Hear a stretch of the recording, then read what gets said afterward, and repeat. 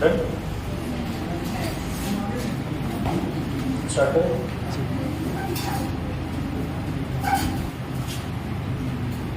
वो कुछ याद है क्या मेगास्थनीज के बारे में?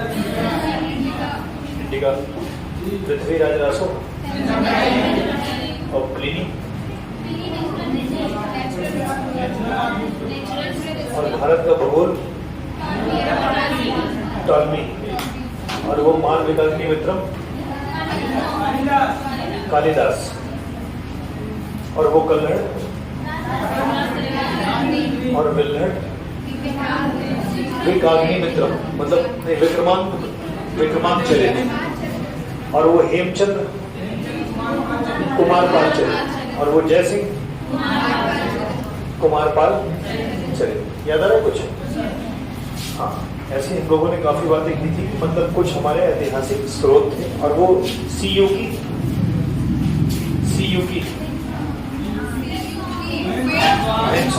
राजा हर्षवर्धन और वो सेल्यूकस निकेटर याद आ रहा है क्या?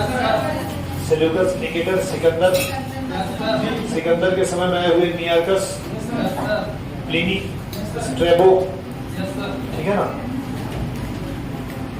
चलो फिर कल की बातें आपको याद है तो आज की क्लास स्टार्ट की जाती है, ठीक है? जब हम इतिहास के काल को हिस्ट्री के पहले का पढ़ते हैं, मतलब कि हम उस काल की बात करते हैं जहां पर हमारे पास लिखित दस्तावेज नहीं है। प्री हिस्ट्री बोलते हैं जिसको, प्राग ऐतिहासिक काल बोलते हैं। तो वहां पे हम इतिहास को अपनी सुविधा अनुसार पढ़ते समय 3 भागों में डिवाइड कर लेते हैं। एक तो पाषाण काल ना, और एक मतलब पूरा पाषाण काल, मध्य पाषाण काल और नवपाषाण काल, ठीक है? पाषाण काल को भी हम चाहे तो 3 भागों में डिवाइड कर सकते हैं, उच्च पाषाण काल, मध्य पाषाण काल, निम्न पाषाण काल, ठीक है ना?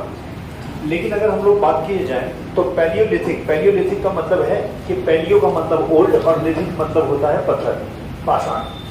तो पैलियोलिथिक काल उस काल को कहते हैं जब हम 2.5 लाख वर्ष पूर्व से लेकर, और जब हम बात कर रहे होते हैं 10,000 या 12,000 वर्ष पूर्व तक। इस बात को समझने के पहले एक बात को समझिए, हम आपको थोड़ा सा समझाते हैं ग्रेगोरियन कैलेंडर के बारे में। जैसे आज हम लोग अगर तिथि बोलते हैं कि आज कोई एक तारीख है या कोई दिन है, तो हम लोग इसको शक संवत के आधार पर डिसाइड करते हैं। हमारा जो कैलेंडर है वो किसके आधार पर है?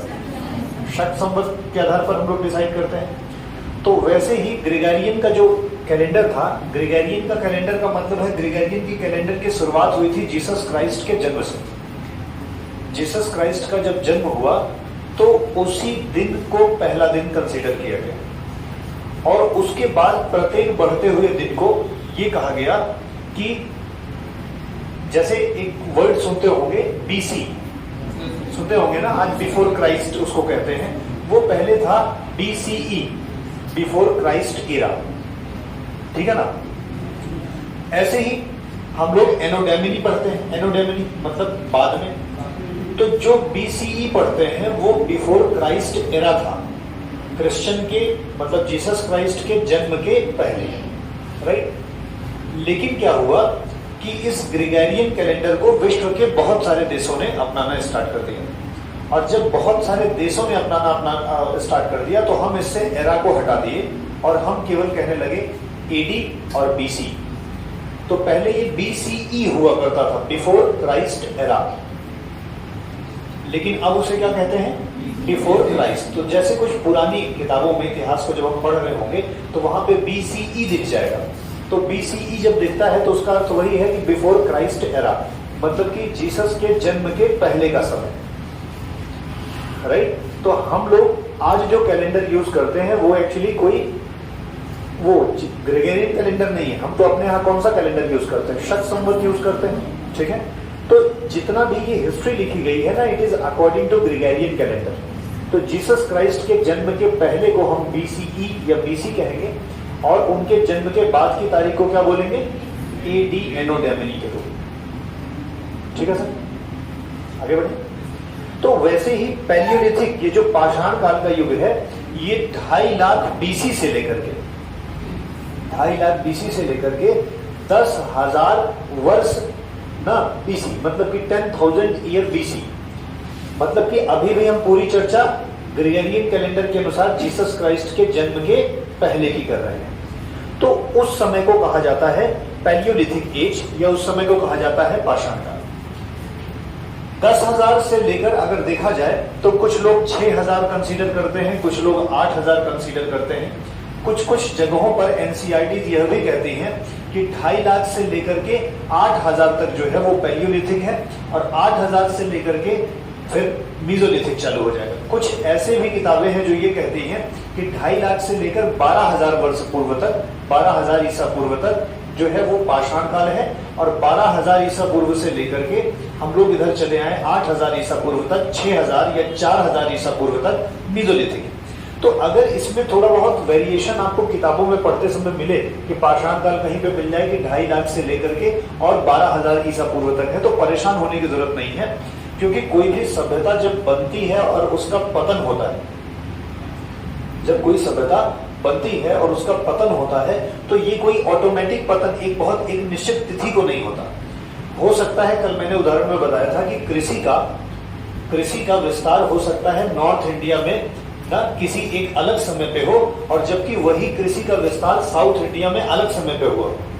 तो जब हम कृषि को देख रहे होंगे तो कृषि, कुछ लोग ऐसा कह सकते हैं कि 5,000 ईसा पूर्व उसकी शुरुआत हुई, मतलब हम नॉर्थ इंडिया को कंसीडर कर सकते हैं, और कुछ लोग यह भी कह सकते हैं कि इसकी शुरुआत जो है वो 4,000 ईसा पूर्व रही, क्योंकि हम साउथ इंडिया को कंसीडर कर सकते हैं। समझ पा रहे? तो इतिहास और भूगोल में जब हम कभी समय सीमा को देखते हैं तो थोड़ा समय का मतलब कई हजार वर्ष पूर्व हो जाता है। तो वैसे ही अगर कभी यहाँ पर आपको 2.5 लाख से कहीं 12,000 मिल जाए, कहीं 2.5 लाख से 10,000 मिल जाए, तो चिंतित होने की कोई जरूरत नहीं है। तो हम सामान्य एक टाइमलाइन अगर मान लें तो 2.5 लाख वर्ष पूर्व से लेकर ईसा पूर्व से लेकर 10,000 ईसा पूर्व तक को हम लोग पाषाण काल मानेंगे। ठीक है, उसके बाद हम लोग मीजोलिथिक में आएंगे, मतलब कि मध्य पाषाण काल में आएंगे, जो कि 10,000 ईसा पूर्व से लेकर 6,000 BC, मतलब कि 6,000 ईसा पूर्व तक की चर्चा होगी। और जब हम लोग नियोलिथिक में आ जाएंगे, नियोलिथिक का मतलब है नव पाषाण काल, नियो का मतलब नया, तो नव पाषाण काल जब आ जाएंगे तो हम लोग 6,000 ईसा पूर्व से लेकर 4,000 या 3,500 ईसा पूर्व की बात कर रहे होंगे। और बच्चों, ये 3,500 ईसा पूर्व वही समय है जब से आपके यहाँ एक व्यवस्थित सभ्यता, हड़प्पा सभ्यता की शुरुआत मानी जाती है। मतलब कि स्वीकार है 2700 से लेकर के 3,500 ईसा पूर्व के बीच में हड़प्पा सभ्यता की स्थापना लोग अभी मानते हैं। मैंने कहा था कि कल अगर उत्खनन में ऐसा प्राप्त हो जाए कि उत्खनन में जो है ये पता लग जाए कि हड़प्पा सभ्यता 10,000 वर्ष पुरानी थी, तो हो सकता है कि हड़प्पा सभ्यता की डेट और पीछे तक चली जाए। क्योंकि हड़प्पा सभ्यता को जब खोजा गया तो हड़प्पा सभ्यता कोई इरादतन खोजी हुई सभ्यता नहीं। हड़प्पा सभ्यता जो कोई है इरादतन, मतलब कि जो अलेक्जेंडर कनिंघम के बारे में आप पढ़ते हैं, अलेक्जेंडर कनिंघम जो कि भारत में तब आए 1850 के दौरान, जब उनका मुख्य काम था रेलवे ट्रैक को बिछाना। 1853 में मुंबई से थाने आपकी ट्रेन चली है ना सबसे पहले, तो 1850 के दौरान अलेक्जेंडर कनिंघम जो आए हैं, वो एक तरीके से, उस समय कोई आर्कियोलॉजिकल डिपार्टमेंट नहीं, कोई पुरातत्व विज्ञान का कोई केंद्र नहीं है, वो आते हैं और वो रेलवे ट्रैक को बिछाने के लिए थोड़ी बहुत खुदाई करते हैं, और खुदाई करके जो है वो रेलवे ट्रैक को बिछा देते हैं। अलेक्जेंडर कनिंघम के पहले भी एक व्यक्ति आया हुआ है, यूनान का है ना, उसका नाम मैं मिस कर रहा हूं, वो आया और वो जो है इसी सिंधु नदी के आसपास हड़प्पा वाले क्षेत्र पर ही जा करके ये सोच रहा था कि ये जो ऊंचा सा टीला है, हो सकता है ये सिकंदर और पोरस के बीच में लड़ाई का स्थान रहा हो। और वो ये सोच रहा था कि ये शायद हड़प्पा, ये जो जगह है उसके, भाई देखो तब तो खुदाई का कोई महत्व ही नहीं था, किसी को पता नहीं था कि हम खोदेंगे तो ये बहुत बड़ी सभ्यता निकल आएगी। वो तो बस ये सोचने आया था कि सिकंदर और पोरस की लड़ाई शायद यहाँ हुई थी, अगर हम इस क्षेत्र को थोड़ा बहुत ध्यान दे लें तो हमें कुछ साक्ष्य मिल सकते हैं किसके, सिकंदर और पोरस की लड़ाई की। वो ऐसा ही सोच रहा था, लेकिन वो फिर यहाँ से वापस ब्रिटेन चला गया और दोबारा अलेक्जेंडर कनिंघम 1850 की शताब्दी में आते हैं। 1850 में कनिंघम जब आए तो कनिंघम कोई पुरातत्व वैज्ञानिक है क्या? नहीं, लेकिन उनका काम क्या है? रेलवे ट्रैक बिछाना। तो रेलवे ट्रैक बिछाते समय उन्हें कुछ ईंटें मिली, जैसे मान लो ये पूरा का पूरा बिल्डिंग रहा हो और इस पूरी बिल्डिंग को ढक दिया जाए, और अगर कल कोई खुदाई करते हुए मिले तो ये छत वाली ईंट उसको मिलेगी कि नहीं मिलेगी? भाई आज तो मान लो गिट्टी से हम लोग बनाते हैं, लेकिन पहले ईंटों से छत भी बनाई जाती थी। अभी 20-25 साल या 30 साल पहले देख लिया जाए तो ईंटों से ही लोग छत की ढलाई किया करते थे, बीच में रॉड, आयरन रॉड लगा करके। अग्री करते हैं? उस समय जो हड़प्पा सभ्यता की दीवारें थी वो अलेक्जेंडर कनिंघम को खुदाई में प्राप्त हुई। तो अलेक्जेंडर कनिंघम का अभी भी दिमाग काम नहीं किया। उन्होंने सोचा चलो अच्छा हो गया, इस ईंट को निकाल लेते हैं और रेलवे ट्रैक बिछाने में काम पे लगा लेते हैं। तो अलेक्जेंडर कनिंघम 1850 के दौरान बहुत सारी ईंटें निकलवाए और रेलवे ट्रैक के बगल बगल बिछवा दिए। उनका काम हो गया और अलेक्जेंडर कनिंघम वापस चले गए और अभी तक खुदाई की कोई चर्चा नहीं। लेकिन फिर से जब वो लौट के आए, वो अलेक्जेंडर कनिंघम, तो आकर के एक आर्कियोलॉजिकल डिपार्टमेंट की स्थापना करते हैं। और वो तब जब आए तब एक नए विभाग के अध्यक्ष बन करके आए। और वो विभाग कौन सा रहा? पुरातत्व विभाग। मतलब कि उसमें खुदाई, आर्कियोलॉजिकल सर्वे किया जाएगा, कि देखा जाएगा कि पुरानी चीजों को कैसे ढूंढा जाए। लेकिन अलेक्जेंडर कनिंघम का बहुत इंटरेस्ट नहीं रहा इन सब चीजों में, बहुत बड़े काम नहीं कर पाए। और अलेक्जेंडर कनिंघम बिना हड़प्पा और बिना सिंधु घाटी सभ्यता को ढूंढे ही वापस चले गए। और उसी डिपार्टमेंट में फिर एक नए व्यक्ति का आगमन हुआ। नहीं, हाँ, अलेक्जेंडर कनिंघम आए और उन्होंने कुछ कोशिश करी, लेकिन डिपार्टमेंट बहुत काम नहीं कर पाया। उनका भी इंटरेस्ट नहीं था और डिपार्टमेंट का भी इंटरेस्ट नहीं था। तो ये जो आर्कियोलॉजिकल सर्वे था, मतलब पुरातत्व विभाग था, इसको बंद कर दिया गया कि जब इसका कोई बेनिफिट ही नहीं है तो इसको बंद कर दो, और इस पर रोक लगा दी गई। दोबारा इस पर रोक हटी जब लॉर्ड कर्जन भारत आए 1899 से 1905 के दौरान की बात है। 1899 से 1905 के दौरान लॉर्ड कर्जन भारत में रहे। लॉर्ड कर्जन के ही समय में तो बंगाल विभाजन हुआ था। और जब लॉर्ड कर्जन आए तो इस विभाग को पुनः ओपन किया गया और कहा गया कि हम पुरानी चीजों को खोजेंगे और उनसे मिली हुई साक्ष्य या उनसे मिली हुई जानकारियों के आधार पे हम ऐतिहासिक कुछ जांच पड़ताल कर सकते हैं। और उस समय जब ये फिर से खोला गया तो उस समय इसके अध्यक्ष बनाए गए सर जॉन मार्शल। कौन बनाए गए? सर जॉन मार्शल अध्यक्ष बनाए गए। और सर जॉन मार्शल की ही अध्यक्षता में दयाराम साहनी और राघव दास बनर्जी नाम के दो व्यक्ति होंगे जो आगे चल के हड़प्पा मोहनजोदड़ो की खुदाई करेंगे। हम अभी हड़प्पा सभ्यता पे पहुंचे नहीं है, ये तो मैं ऐसे बात करते करते यहाँ तक की बातें बता दी कि हड़प्पा सभ्यता जो है वो कोई प्लान्ड नहीं है। वो तो धीरे धीरे ऐसे प्रक्रिया बढ़ती चली गई और लोग, छोटा सा शहर मिला, फिर लोगों ने सोचा और खोजो, तो और सारे शहर मिलने लगे। और जब ये जानकारी हो गई कि सिंधु नदी के पास में बहुत बड़े बड़े घर मिल रहे हैं, बहुत बड़ी बड़ी सभ्यताएं मिल रही हैं, तो विदेशों के भी पुरातत्व वैज्ञानिक भारत आने लगे। और जब विदेशों के भी पुरातत्व वैज्ञानिक भारत आने लगे तो आर्कियोलॉजिकल डिपार्टमेंट में फिर भाई बहुत सारी खोजें होने लगी। फिर तो ढेर सारे लोग आ गए और पूरी की पूरी एक सभ्यता बन गई। और ये कल्चर ऐसा बना कि फिर हड़प्पा सभ्यता ही नहीं, फिर तो हमने मेसोपोटामिया की सभ्यता भी खोजी, चाइना की भी सभ्यता खोज ली। बात समझ रहे हैं? तो एक ट्रेंड चला और उस ट्रेंड में ये रहा कि पुराने स्थलों की खुदाई की जाए और उनसे प्राप्त किया जाए जो भी चीजें मिलती। बल्कि अलेक्जेंडर कनिंघम को अलेक्जेंडर कनिंघम को खुदाई के दौरान जब वो यहाँ आए थे रेलवे ट्रैक बिछाने के लिए, तो उनको एक मुहर मिली थी, चौकोर कलर की एक मुहर मिली थी। I don't have that picture अभी। कल की क्लास में हम लोग कुछ पिक्चर्स की बात करेंगे, यहाँ पे तो नहीं है। और हम लोग एक ग्रुप ऐसा बना लेंगे मतलब इस क्लास के लिए, तो जैसे मुझे कुछ इमेज भेजनी होगी ना तो पढ़ाते ही ड्यूरिंग आपको भेज देंगे, आप उसे देख लिया करिए। तो उनको एक सील मिली थी, सील मतलब मुद्रा, कनिंघम को मिली थी, जिसमें एक भेड़ टाइप का कोई बना हुआ था और ऊपर बहुत सारी आकृतियां ऐसे बनी हुई थी, लिखी हुई थी। लेकिन अलेक्जेंडर कनिंघम उसको समझ ही नहीं पाए और उसको इग्नोर करके आगे बढ़ गए। वो तो बाद में फिर खुदाई जब स्टार्ट हुई तो बहुत सारे सिक्के मिले, बहुत सारी मुद्राएं मिली, तो लोग मुद्राओं को पढ़ना और समझना प्रारंभ किए और धीरे धीरे एक बड़ी संस्कृति हड़प्पा सभ्यता का जन्म हुआ। तो अभी हम हड़प्पा सभ्यता पर लौटेंगे, बात करेंगे, लेकिन आज की हमारी चर्चा आपसे किसके बारे में है? वो है ऐतिहासिक काल में पाषाण काल, मध्य पाषाण काल और नवपाषाण काल के बारे में। ठीक है, तो भाई जैसे ही हम पाषाण काल की बात करते हैं, पैलियोलिथिक एज की बात करते हैं, तो सीधी तौर पे आप देखो, खुद समझदार बनो, थोड़ा थोड़ा सोचा करो कि जब मैं सबसे पुराने समय की बात कर रहा हूं तो लोगों के यहाँ संस्कृति में ज्यादा डेवलपमेंट होगा या कम डेवलपमेंट होगा? कम डेवलपमेंट होगा। जब हम और नजदीक की बात करेंगे तो ज्यादा डेवलपमेंट होगा, फिर और बात करेंगे तो हाँ ज्यादा डेवलपमेंट होगा। मतलब कि अगर आप लंगूर से मनुष्य बनने की पूरी प्रक्रिया भी देख लीजिए तो एक समय है जब आपके माइंड का साइज छोटा था, फिर बड़ा हुआ, फिर बड़ा हुआ, फिर बड़ा हुआ, एंड धीरे धीरे आप होते होते स्ट्रेट खड़े हो गए। इसका मतलब है कि हम इसी प्रकार से इतिहास के काल को भी समझते हैं। जो सबसे पुराना काल है वो सबसे कम विकसित होगा, कुछ नया डेवलपमेंट होगा तो नए काल को पढ़ेंगे, फिर और डेवलपमेंट होगा तो हम और नए काल को पढ़ेंगे। ऐसा ही तो चलेगा इतिहास। तो ये जो सबसे पुराना है, मतलब कि जिसे हम बोलते हैं कि पूरा पाषाण काल में चीजें बताओ बहुत पुरानी होंगी या कम पुरानी होंगी। और सुनो, अगर मैं ये कह दूं कि पूरा पाषाण काल में जो है पत्थरों के औजार थे, इसी वजह से हम इसको पाषाण काल कहते हैं। लेकिन जरा सा सोच के देखो, पूरा पाषाण काल तो बहुत बड़ा है ना, 2.5 लाख वर्ष ईसा पूर्व से लेकर 10,000 या 12,000 ईसा पूर्व तक। तो क्या आप सोचते हो क्या कि जो उसका पत्थरों वाले औजार का निर्माण 2.5 लाख ईसा पूर्व हुआ रहा होगा, वर्ष ईसा पूर्व, क्या वही पत्थर चलते आ रहे होंगे क्या? नहीं। इसका मतलब ये इतना बड़ा समय है कि इसमें भी डिवीजन रहा होगा।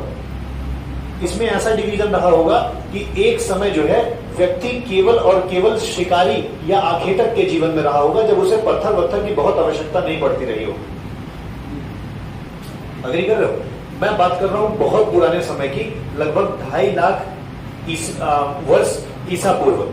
तो उस समय व्यक्तियों को केवल और केवल हंटर और गैदरर कहा गया। हंटर और गैदरर कहने का मतलब है कि इस समय वो जो लोग हैं उन्हें केवल अपने दिन भर के काम को पूरा करने की जिम्मेदारी है बस, कि लोग दिन भर में अपने शिकार को ढूंढेंगे और शिकार पा जाएंगे, भोजन की व्यवस्था हो जाएगी और वो ऐसे ही चीजें चलती रहेंगी। लेकिन ऐसे ही चलते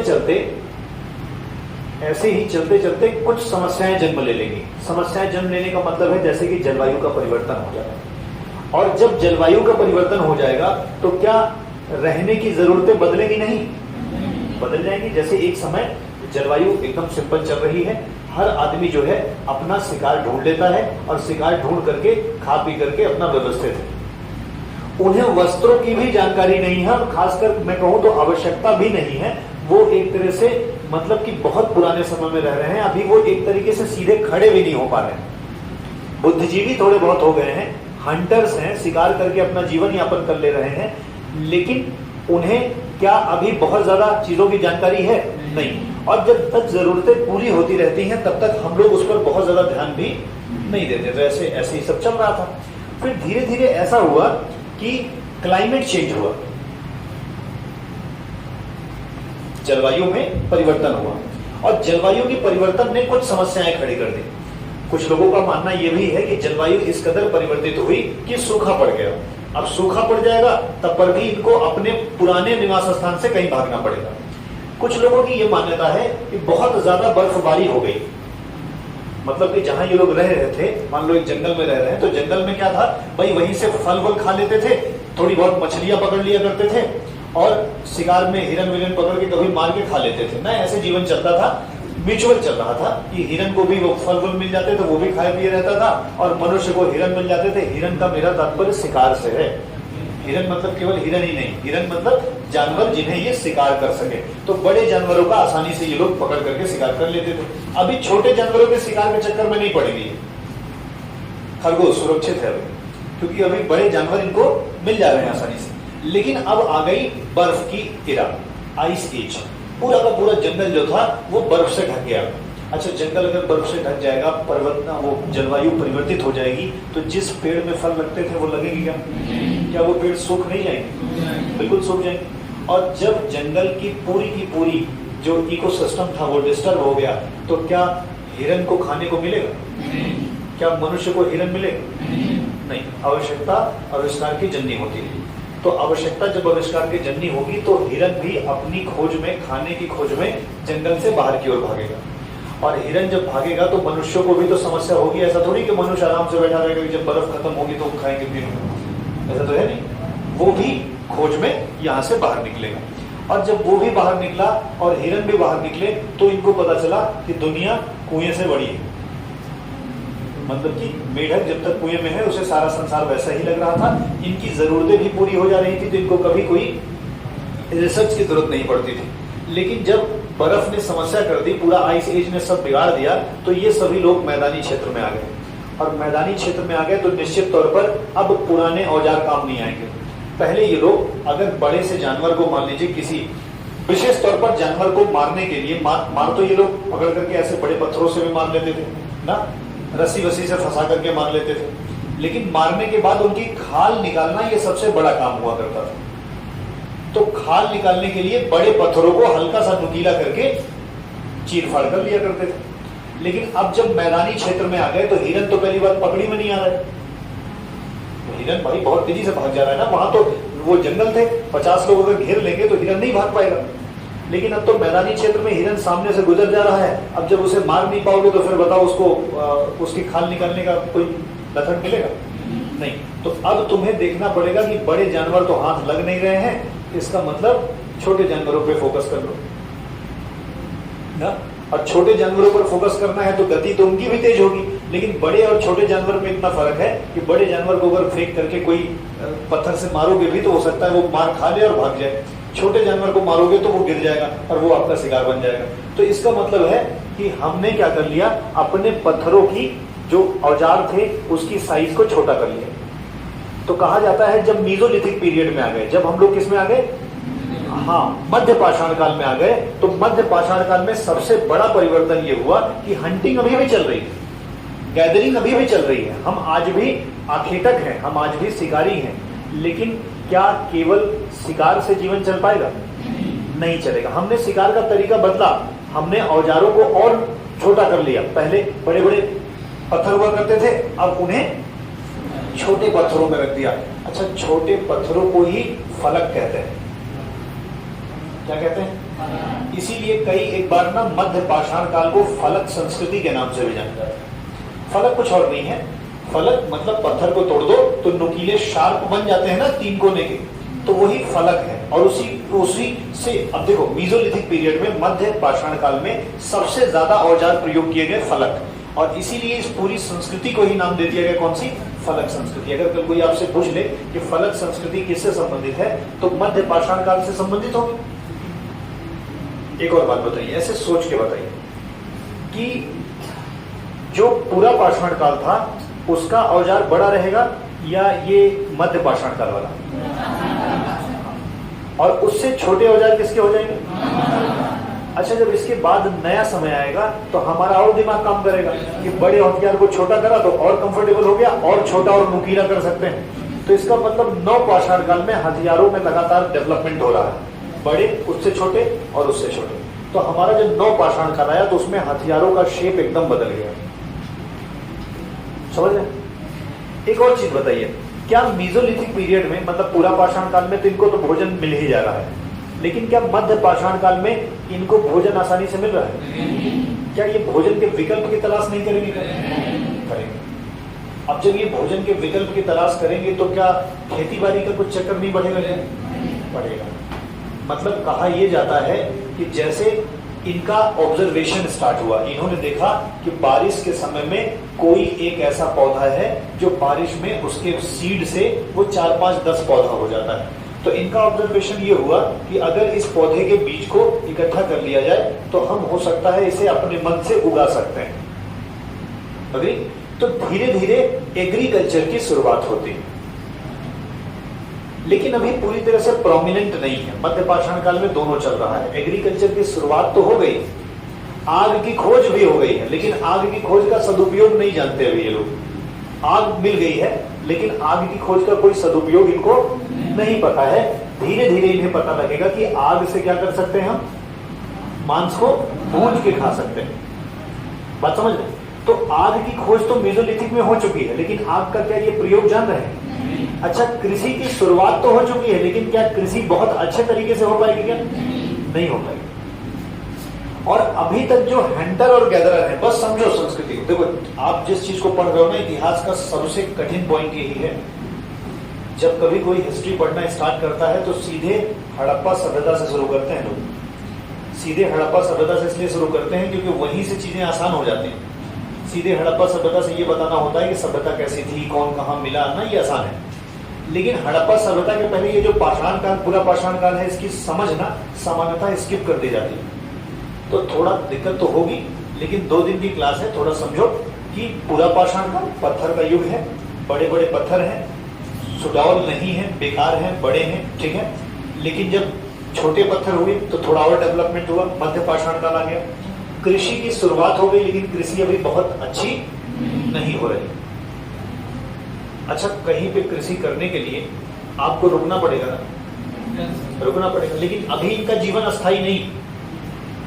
अभी ये एक तरीके से हंटर और गैदरर है, तो जहां मिले वहां शिकार किया, जहां खा लिए वहां सो गए, फिर आगे देखे शिकार, तो पता चले ये यहाँ के हैं, कुंडा के हैं, ये निकल जा रहे हैं कहीं पे मुंबई तक निकल जा रहे हैं, और लास्ट में इनकी डेथ जो है मुंबई वाले क्षेत्र में हो गई, क्योंकि इनको क्या पता कौन से शहर में चले जा रहे हैं, इनको बस क्या चाहिए, हाँ, भोजन। यहाँ इस वाले नदी में नहीं मिला तो उस वाले नदी में चले जाएंगे, इस वाले जंगल में नहीं मिला तो वैसे चले जाएंगे। लेकिन धीरे धीरे जब कृषि का मामला आया तो कृषि के मामले में स्थायित्व आया। अब इन्हें जहां खेत लगा देंगे, क्या खेत छोड़ के भाग जाएंगे क्या? नहीं। तो धीरे धीरे हाउस बिल्डिंग चालू होगी। क्या चालू होगी? और हाउस बिल्डिंग में सबसे पहले प्रकार का घर जो बनेगा उसे बोलेंगे पिट्स, पिट ड्वेलिंग। पिट क्या होता है? जैसे एक जमीन में गड्ढा खोद लीजिए और गड्ढा खोद करके उसके ऐसे बगल में पत्थर लगा लीजिए, पत्थर के बाद ऐसे बांस वांस लगा करके एक पूरा का पूरा झोपड़ी बना लीजिए। आधे से ज्यादा वो जमीन के अंदर है और उसके ऊपर ऐसे तंबू टाइप का बन गया है। उसी तंबू के ऊपर से सीढ़ी लगा दो और सीढ़ी से सीधे लोग अंदर चले जाए और अंदर से बाहर चले जाए। इसी को बोलते हैं पिट हाउसेस ना। तो पिट प्रकार के जो घर थे उनका निर्माण धीरे धीरे तब होगा जब ये लोग अस्थायी रूप से कहीं रहने लगेंगे। जब अस्थायी रूप से नहीं रहेंगे तो क्या जरूरत है क्या इनको? नहीं। इसके बाद जैसे ही मीजोलिथिक की चीजें कंफर्म होगी तो हम आएंगे नियोलिथिक में। नियोलिथिक में जब आएंगे तो नियोलिथिक में कुछ और नहीं होगा। नियोलिथिक को एक क्रांति के रूप में देखा जाता है। एक व्यक्ति हैं जिनका नाम है गॉर्डन चाइल्ड। गॉर्डन चाइल्ड करके व्यक्ति हैं। इनका कहना है कि नवपाषाण काल एक तरह से क्रांति है, मतलब इसमें बहुत तेजी से डेवलपमेंट हुआ है। हालांकि अगर कभी ये पूछ ले कि नियोलिथिक को रिवॉल्यूशन किसने कहा है, क्रांति किसने कहा है, तो हमेशा ध्यान रखो कि गॉर्डन चाइल्ड ने कहा है। देखो, क्रांति शब्द अपने में ही बहुत कुछ बताता है। क्रांति एक ऐसी चीज को बोलते हैं जो परिवर्तन ले आए। रिवॉल्यूशन का मतलब परिवर्तन। जैसे 1857 क्रांति है कि नहीं है, इस पर भी बहुत विवाद है। फर्क ये होता है कि जब हम ये प्राप्त करें कि कोई भी ऐसा विवाद, कोई भी ऐसा समय जो कोई क्रांति लेकर के आए, हम उसे रिवॉल्यूशन कहते हैं। जैसे हम लोग ग्रीन रिवॉल्यूशन पढ़ते हैं, हरित क्रांति, तो कृषि में अप्रत्याशित परिवर्तन आए थे ना, उपज बढ़ी थी। तो वैसे ही नियोलिथिक पीरियड को, नियोलिथिक नवपाषाण काल को वी गॉर्डन चाइल्ड कहते हैं कि ये जो है एक तरह से क्रांति रही। क्रांति कैसे? यहां पे सबसे पहले स्टार्ट हुआ सेटलमेंट। नवपाषाण काल में व्यक्ति जो है किसी एक निश्चित स्थान पर रहने लगे। पाषाण काल, मध्य पाषाण काल, नवपाषाण काल। शिकारी आखेटक हैं, शिकारी आखेटक के साथ कृषि भी प्रारंभ हुई, लेकिन कृषि बहुत बढ़ी नहीं। नवपाषाण काल में कृषि होने लगी, और जब कृषि होने लगी तो लोग कैसे रहने लगे?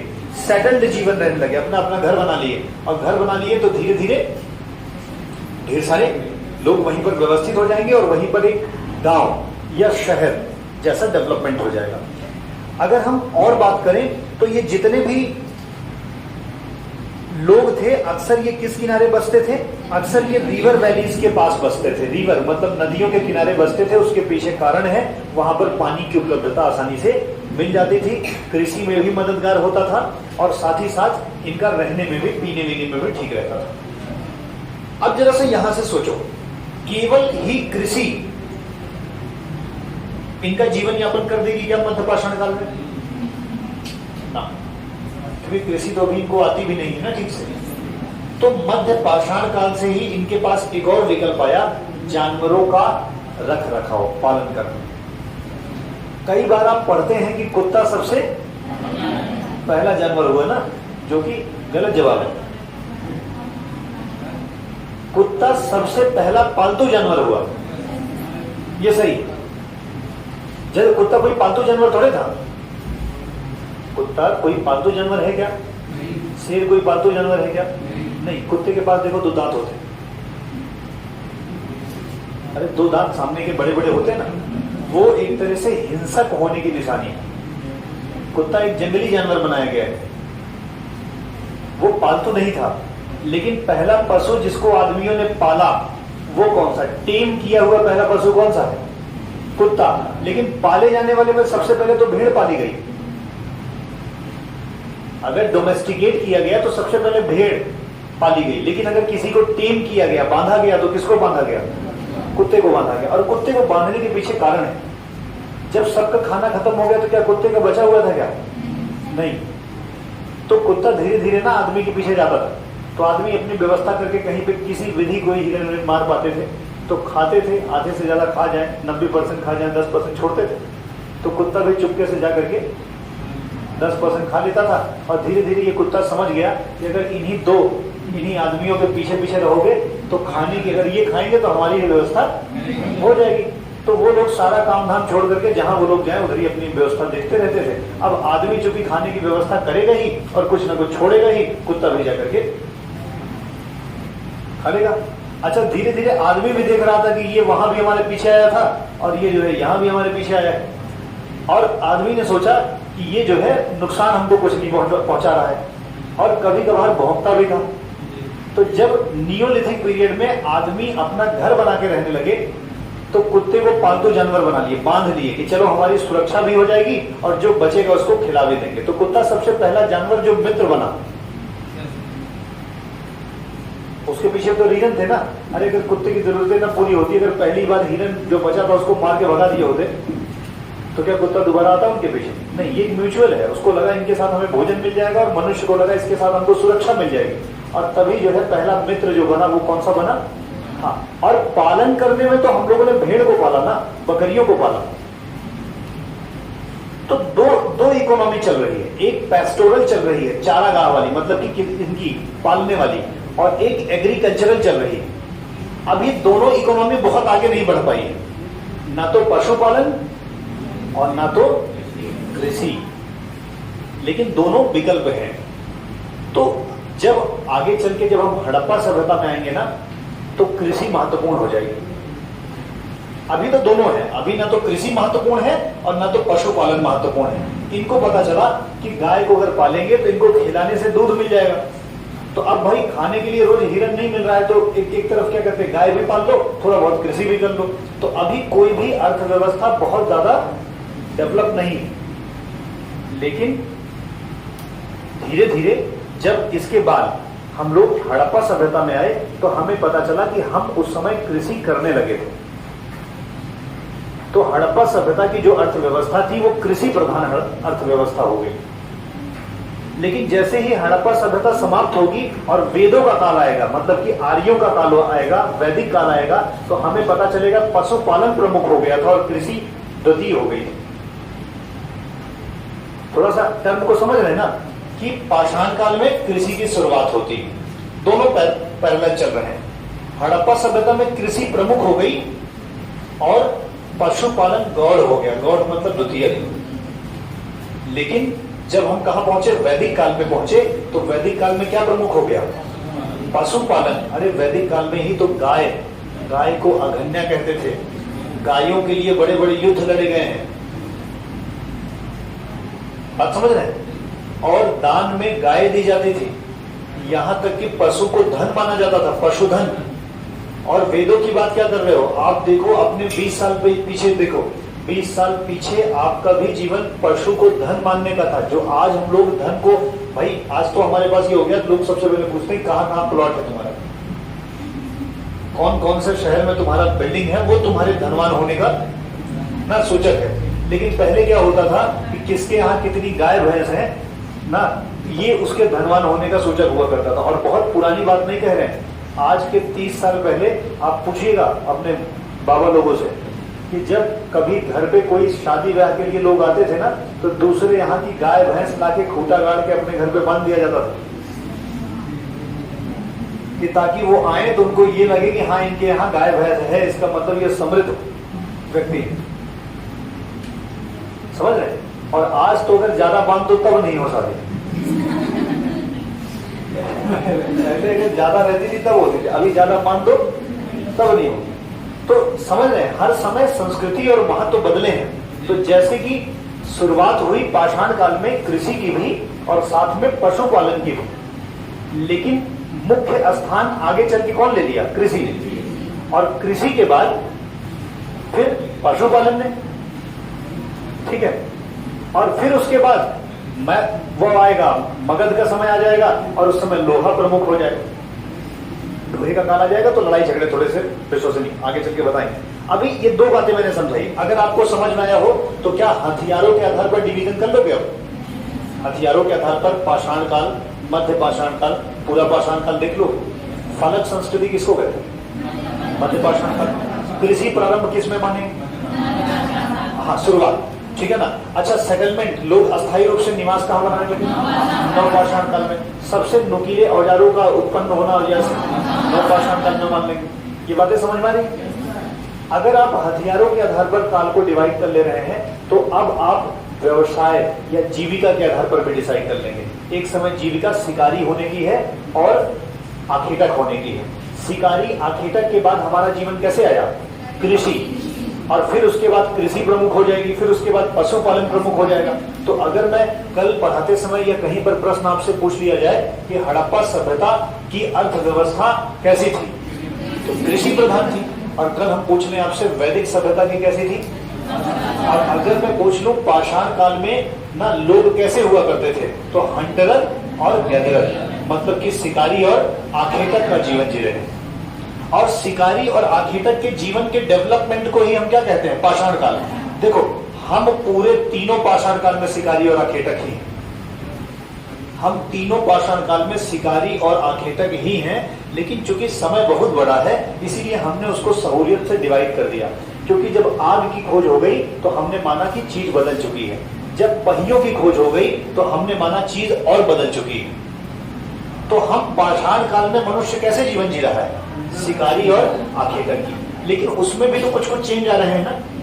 ठीक है, पेन कॉपी लाए हैं? अच्छा, एक बात और समझ लीजिए फिर लिखवाते हैं। जैसे ही हम थोड़ा सा आगे बढ़ते हैं तो धातु का प्रयोग भी एक मायने रखता है।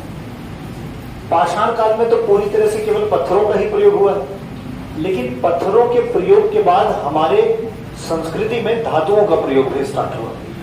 और धातुओं का जब सबसे पहले प्रयोग हुआ तो सबसे पहले हमने तांबे का प्रयोग किया। किसका प्रयोग किया?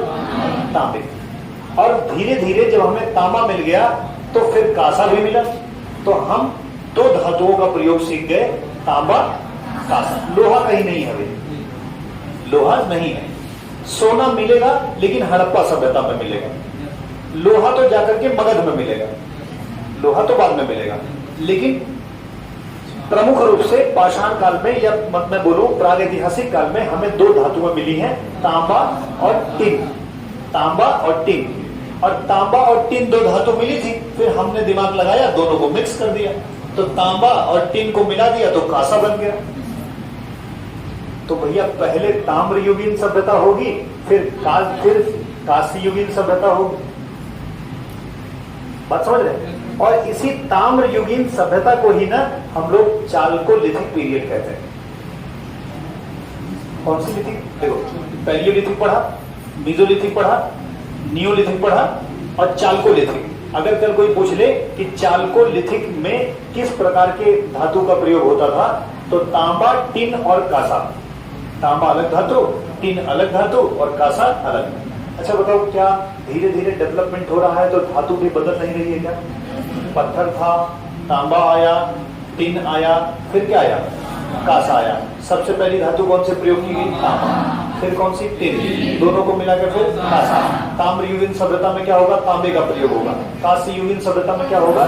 तांबा और टिन को मिला देंगे, कैसी सभ्यता बन जाएगी? कांस्य युगीन। तो आपने हथियारों के आधार पर देख लिया, धातु के आधार पर देख लिया, जीविका के आधार पर देख लिया। आपने ये बात का निर्णय कर लिया कि कल अगर कोई आपसे बैठ के बात करे कि सर ये पाषाण काल के तीनों भागों को थोड़ा सा डिवाइड करके दिखाओ कि क्या क्या था, तो आप थोड़ा कह दोगे सर वो लोग पूरी तरह से आर्किटेक्ट थे, शिकारी ही केवल थे। आगे चल के जो है सर शिकारी के साथ ना उनके पास कोई जीविका भी जुड़ गई, मतलब की कृषि भी। आगे चल के सर इन्होंने पशुपालन भी रख लिया, लेकिन इन सब में प्रधानता अभी शिकारी होने की ही है, कोई चीज आगे बढ़ नहीं पाई बहुत ज्यादा। लेकिन सर जब इसके बाद एक बहुत बड़ी संस्कृति आई जिसे हम हड़प्पा सभ्यता के नाम से जानते हैं, तो वो सर कृषि प्रधान रही। आप कहें सर काहे कैसे पता, तो सर वहां अन्नागार मिला हुआ है, और अन्नागार विशाल अन्नागार जो मिला है, इससे ये पता लगता है कि उनकी कृषि अधिशेष होती रही होगी। कृषि में अनाज ज्यादा होता रहेगा, ज्यादा रहेगा तभी तो अन्नागार में रखेंगे। तो अन्नागार का मिलना यह बताता है कि कृषि प्रधान सभ्यता रही थी। बात समझ रहे हैं? और सुनो एक बात और समझो, रिवॉल्यूशन को ना एक और टर्म से व्याख्या की जाती है। रिवॉल्यूशन का मतलब है जरूरत की सभी चीजें मिले और लोग शहरी होते चले जाएं। रिवॉल्यूशन का कुछ इतिहासकार यह भी परिभाषा देते हैं कि क्रांति तभी कही जाती है जब डेवलपमेंट के साथ साथ अर्बनाइजेशन हो, विकास भी हो और शहरीकरण भी हो। तो देखो ना, हंटर गैदरर से नियोलिथिक के आते आते हम लोग थोड़े थोड़े एडवांस नहीं हो रहे, और इतने एडवांस हो गए कि हड़प्पा जैसी एक बहुत विकसित नगरीय सभ्यता बना दी। अगर हम रिवॉल्यूशन ना कहें तो क्या हम अर्बनाइजेशन की तरफ जाते? नहीं। तो हम नगरीय सभ्यता बनाए। इससे ये पता हो सकता है कि गॉर्डन चाइल्ड ने जो बात कही थी कि नियोलिथिक पीरियड जो है एक तरह से क्रांति का समय है, तो हो सकता है क्योंकि क्रांति का मतलब बदलाव होता है, और किसी भी जगह पर अर्बनाइजेशन के साथ जब डेवलपमेंट होता है तो हम उस संस्कृति को रिवॉल्यूशन भी कह सकते हैं। और अर्बनाइजेशन हुआ था, इसका यह प्रमाण है कि इसके बाद का समय एक शहरी सभ्यता का समय है। इसके बाद का जो हड़प्पा सभ्यता आया वो एक सिटी, एक नगरीय सभ्यता है। कई बार प्रश्न पूछा जा चुका है कि हड़प्पा सभ्यता किस प्रकार की सभ्यता है? नगरीय। और इसके बाद पूछा गया कि वैदिक काल किस प्रकार की सभ्यता है? ग्रामीण। वहां पे ग्रामीण सभ्यता थी, कबीलाई संस्कृति थी, और यहाँ पे नगरीय सभ्यता थी। नगर नियोजन था बहुत बढ़िया। तो नगर नियोजन कोई एक दिन में आ जाता क्या? नहीं, डेवलपमेंट धीरे धीरे हुआ होगा। जैसे हमने पत्थर से तांबे का प्रयोग चालू कर दिया, वैसे ही धीरे धीरे फिर ईंटों से बनी हुई घर ना धीरे धीरे डेवलप करते चले जाएंगे। अच्छा, हड़प्पा सभ्यता को लेकर के भी बड़ा मतलब मन में लोगों के बीच में संदेह है। कुछ लोग ये कहते हैं कि हड़प्पा सभ्यता भारतीयों की देन नहीं। हड़प्पा सभ्यता मेसोपोटामिया की सभ्यता से कुछ लोग आए थे और वो भारत में सिंधु घाटी के आसपास बस गए। क्योंकि मेसोपोटामिया एक पुरानी सभ्यता है, इसीलिए वहां से ईंट वीट बनाना सीख के आए थे, इसीलिए पक्की पक्की ईंटें सिंधु घाटी सभ्यता में बन गई। कुछ लोगों का मानना है कि मेसोपोटामिया से ही कुछ लोग आए, सिंधु घाटी में बसे, और चूंकि वो लोग पहले से जानते थे इसीलिए यहां पर नगर का निर्माण हो गया। लेकिन कुछ लोग इस बात से सहमत नहीं। कुछ लोगों का यह भी कहना है कि हड़प्पा सभ्यता मेसोपोटामिया के या तो समकालीन है और या तो उससे पुरानी। हाँ, अभी खुदाई में एक साक्ष्य हमको मिला है जो लगभग 4000 वर्ष पूर्व की बात करता है। अगर हमारी सभ्यता 4000 वर्ष पूर्व की हो गई तो इसका मतलब हम मेसोपोटामिया से पुरानी सभ्यता हो जाएंगे। लेकिन आज भी कहा जाता है कि हड़प्पा सभ्यता किसके समकालीन है? मेसोपोटामिया की सभ्यता के समकालीन। तो बहुत सारी सभ्यताएं, इस पे आएंगे, हम चर्चा करेंगे किसने क्या कहा है। पेन कॉपी आप लाए होंगे और उसी पेन कॉपी का प्रयोग करते हुए कुछ चीजें नोट कर लीजिए, ठीक है?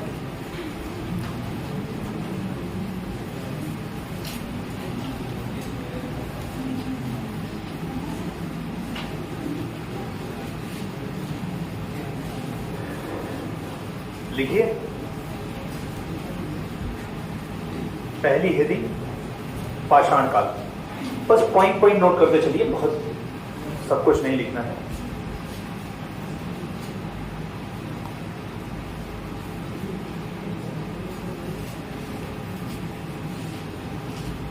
इस समय पाषाण काल में लिखिए, इस समय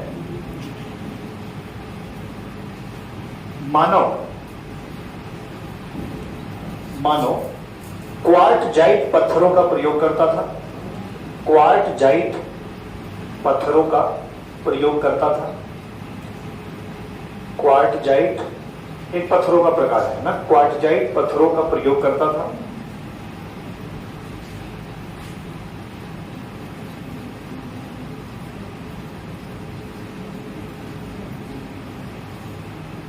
ठीक है, लाइन चेंज करके लिखिए। पढ़ने की सुविधा के अनुसार, पढ़ने की सुविधा के अनुसार, पढ़ने की सुविधा के अनुसार पाषाण काल को 3 भागों में विभाजित किया जा सकता है। पाषाण काल को 3 भागों में विभाजित किया जा सकता है। नंबर 1, पूरा पाषाण काल, पैलियोलिथिक एज। पूरा पाषाण काल इंग्लिश में भी लिख लीजिए पैलियोलिथिक। पैलियो मतलब ओल्ड, लिथिक मतलब स्टोन, ओल्ड स्टोन एज ना। उसी के नीचे अथवा सामने लिख लीजिए 25 लाख ईसा पूर्व से लेकर 10,000 ईसा पूर्व तक। 25 लाख ईसा पूर्व से लेकर 10 लाख ईसा पूर्व तक। नंबर 2, मध्य पाषाण काल। मध्य पाषाण काल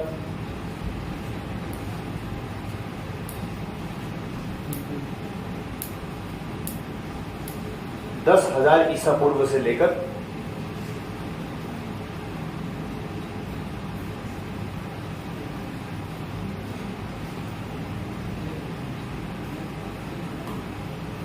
4,000 ईसा पूर्व तक। 4,000 ईसा पूर्व तक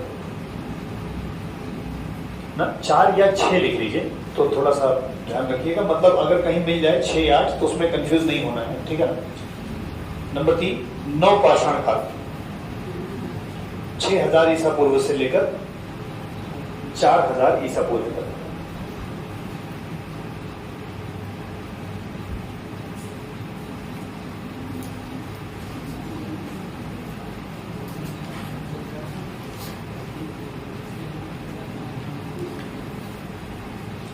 सेकेंड लाइन में लिखिए, पूरा पाषाण काल को, पूरा पाषाण काल को भी 3 भागों में विभाजित किया जा सकता है।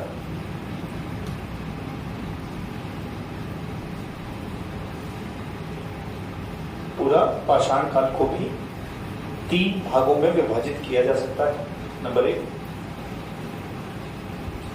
पूर्व पूरा पाषाण काल। पूर्व पूरा पाषाण काल, लोअर पैलियोलिथिक एज। पूर्व पूरा पाषाण काल ना। नंबर 2,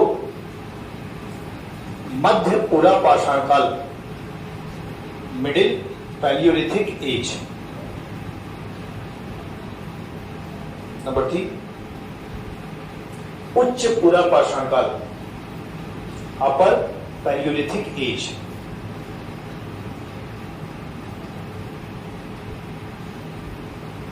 ठीक है, तो जो पहला लिखे हैं पूर्व पूरा पाषाण काल, उसके नीचे या सामने ब्रैकेट में लिख लीजिए 25 लाख ईसा पूर्व से 9 या 10,000 ईसा पूर्व तक।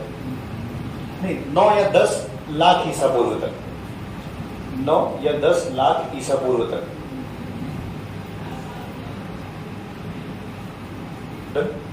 दूसरे में लिखिए 9 या 10 लाख ईसा पूर्व से 40,000 ईसा पूर्व तक। 9 या 10 लाख ईसा पूर्व से 40,000 ईसा पूर्व तक। उच्च पूरा पाषाण काल में लिखिए 40,000 ईसा पूर्व से 10,000 ईसा पूर्व तक। और 10,000 पे फिर क्या चालू हो जाएगा? मध्य पाषाण काल ना। ठीक है, जरा सा इसको एक बार पढ़िए और देखिए लिंक हो पा रहा है क्या। 2.5 लाख से 10,000 तक पाषाण काल था, और पाषाण काल मतलब कि पूरा पाषाण काल, और पूरा पाषाण काल को ही हमने डिवाइड कर दिया कि 2.5 लाख से 10 लाख, 10 लाख से 40,000, 40,000 से 10,000। डन। एक बार ऐसे बिना देखे सोचिए। सबसे पहले पूरा पाषाण काल आया 2.5 लाख से 10,000, फिर 10 लाख 10,000 से 6,000, 6,000 से 4,000। डन। चलो पहले वाले को डिवाइड करो 3 में। 2.5 लाख से 10 लाख, 10 लाख से 40,000, 40,000 से 10,000। डन ना। क्योंकि बड़ा समय था इसीलिए इसको डिवाइड कर दिया गया। याद रहेंगे। चलिए अगले पॉइंट में नोट करिए।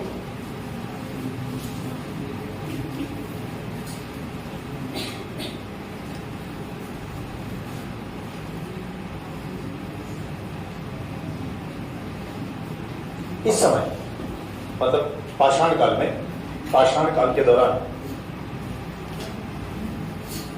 पाषाण काल के दौरान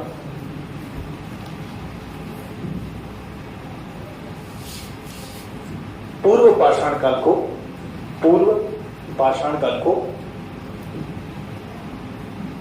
चापर, चापर, चापर, चापर या चापर ऑब्लिक, ऑब्लिक मतलब चापिंग, चापर या चापिंग, पेबुल संस्कृति भी कहा जाता है। पेबुल, पेबुल पत्थर को बोलते हैं, ठीक है ना। पेबुल को तोड़ दीजिए तो फलक बन जाता है। तो पेबुल संस्कृति, उस समय पत्थरों का प्रयोग हो रहा है जो बिना आकार के। पेबुल, पा में एक ही मात्रा, पेबुल, पेबुल संस्कृति भी कहा जाता है। इसका साक्ष्य सर्वप्रथम, इसका साक्ष्य सर्वप्रथम पंजाब के सोन नदी घाटी में प्राप्त हुआ था।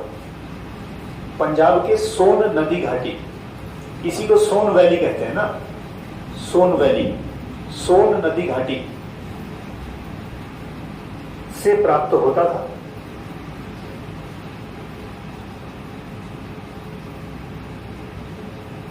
ठीक है। इसीलिए इस संस्कृति को सोन या सोहन संस्कृति भी कहते हैं। इसीलिए इस संस्कृति को सोहन संस्कृति भी कहते हैं।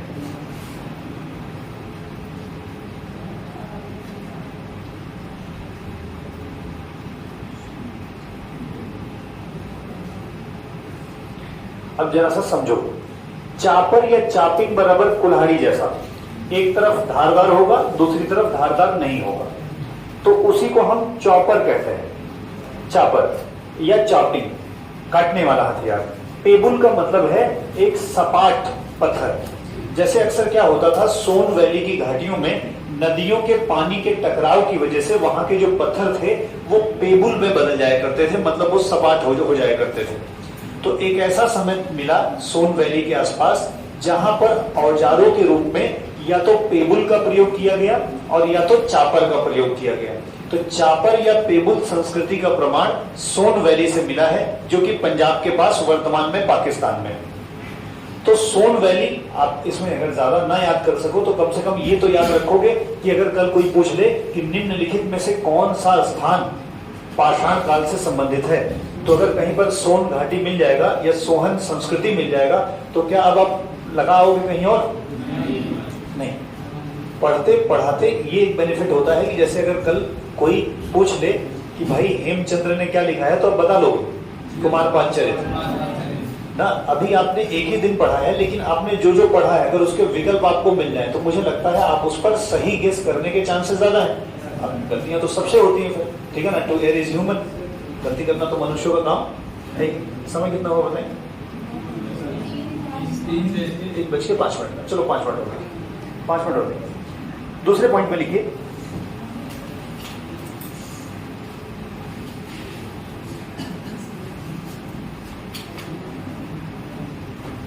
मध्य प्रदेश, दूसरे पॉइंट, मध्य प्रदेश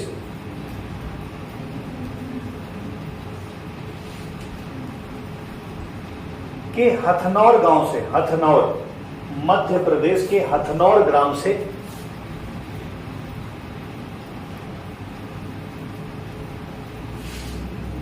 मानव की खोपड़ी का प्रमाण मिला है।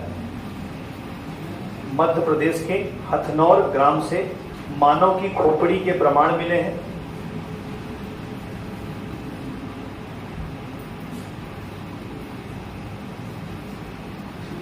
ठीक है। एक और पॉइंट वहीं से लिखिए, नर्मदा के निकट भोपाल से, नर्मदा के निकट भोपाल से लगभग 40 किलोमीटर दक्षिण में नर्मदा के निकट, भोपाल से 40 किलोमीटर दक्षिण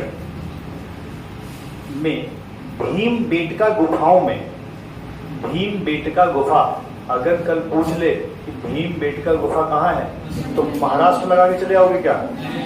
मध्य प्रदेश लगा के, ठीक है ना?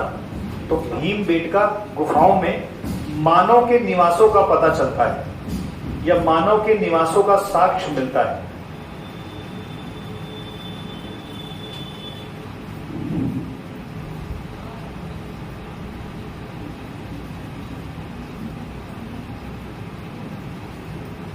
ठीक है।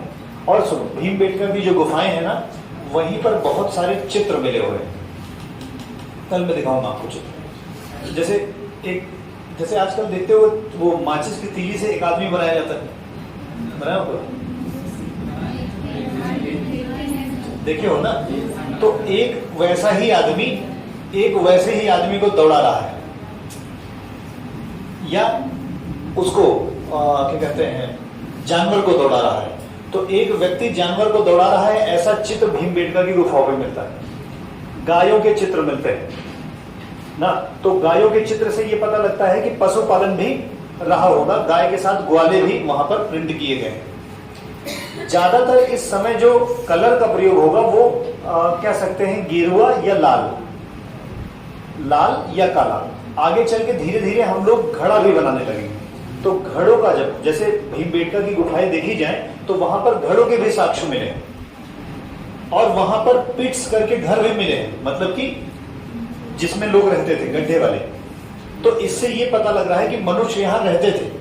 और वो मिला है, क्या बोलते हैं, पॉट्स, पॉटरी जो है वो ज्यादातर रेड कलर में ना, रेड कलर और ब्लैक कलर में। और धीरे धीरे क्या होगा ना, जैसे जैसे डेवलपमेंट होगा, जरा सा देखो, एक बार डेवलपमेंट आने में बड़ा समय लगा है, 25 लाख से 10 लाख, दूसरी बात 10 लाख से 40,000, और तीसरी बात 40,000 से 10,000। तो धीरे धीरे डेवलपमेंट का समय कम होगा। जैसे जैसे हम आगे बढ़ेंगे, पहले पत्थर में पेंटिंग नहीं कर पाएंगे, लेकिन अब तो हम पत्थर में पेंटिंग भी करने लगेंगे। अभी तक दीवार पे पेंटिंग नहीं कर पाएंगे, लेकिन भीमबेटका की गुफा देख रहे हैं आप, उसमें पेंटिंग बहुत अच्छी नहीं है, लेकिन जैसी है तो सही। कम से कम उससे पता लगता है कि पशुपालन उस समय था, कम से कम उस समय शिकारी होने का पता चलता है, और उस समय चित्रों से वहां की संस्कृति का पता लगता है कि किस प्रकार की संस्कृति वहां पर रही हो। डन? तो भीमबेटका की गुफा कहाँ है? देखो एक और, देखो अगले पॉइंट।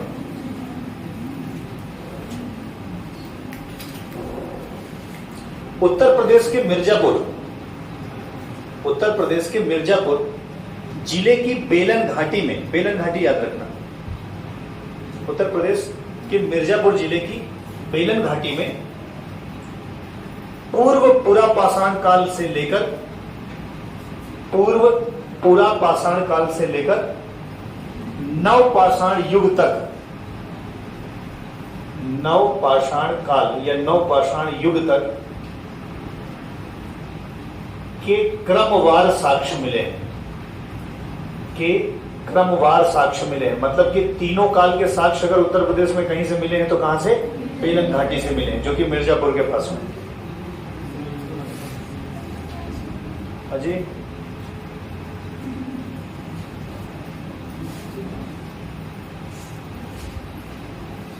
ठीक है। बेलन घाटी जो है वो ना टोन्स की सहायक नदी है। बेलन नदी जो है वो टोन्स की सहायक नदी है, और टोन्स की सहायक नदी बेलन है, और इसीलिए बेलन जो है उसके आसपास पाया गया जो साक्ष्य उसको बेलन घाटी कहा जाता है। ठीक है, ध्यान रखिएगा। लिखिए कौन? हाँ लिखो उसको।